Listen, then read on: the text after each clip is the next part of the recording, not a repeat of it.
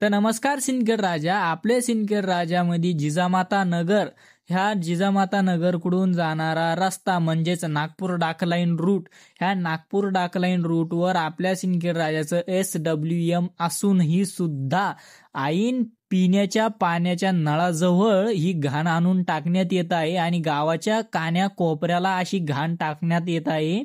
मला असं वाटतं की SWM असून थोडंसं तुम्ही तुमचं डिझेल वगैरे वाचवायचं पाहून, आमचा टॅक्स घेऊन, आमच्याच याच्यावर पगारी घेऊन तुम्ही आमच्याच जीवाशी खेळत आहे.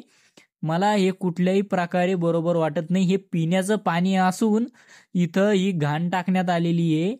ही घाण तुम्हाला सांगा, जर खरंच तुमच्या घरापुढे आणून टाकली तर तुम्हाला चांगलं वाटेल का? आणि इथलचे जिजामाता नगरमधले नागरिक हे पाणी पित आहे, इथून जाणारं पाणी त्यांनाच पुरवठा होत आहे.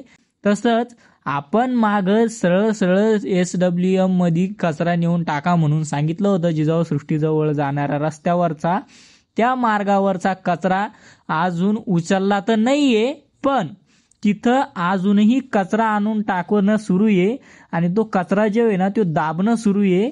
आता तो कचरा दाबणं कोण्या पद्धतीनं हे काय मला समजा नाही. प्लस जो कॉन्ट्रॅक्टर होता ना, त्या कॉन्ट्रॅक्टरना माझ्या घरी माझ्या फॅमिलीमध्ये एक कॉल केला आणि त्यांना सांगतो तो की तुमच्या मुलाला व्हिडिओ डिलीट करायचं सांगा, त्याला काय घेणं देणं आहे, त्याला मुकस 2 भाकरी खायच्या सांगा घरात बसून. आता हे असे मला कृत्य माझ्याकडे आढळण्यात येत आहे, तर हे कुठं खरं आहे? मला तिथं फोन लावूस तर तेवढ्या प्रामाणिकपणेनं जर तो कचरा जो उचलून SWM मध्ये नेऊन टाकला तर मला त्याच्यापर्यंत जास्त खुशी होईल. माझ्या फॅमिलीमध्ये तुम्ही कॉल केला मला मान्य आहे, त्याच्याशी मला काही नाही, पण हे जो कचरा आहे ना हा सर्वप्रथम तुम्ही उचलून घ्या.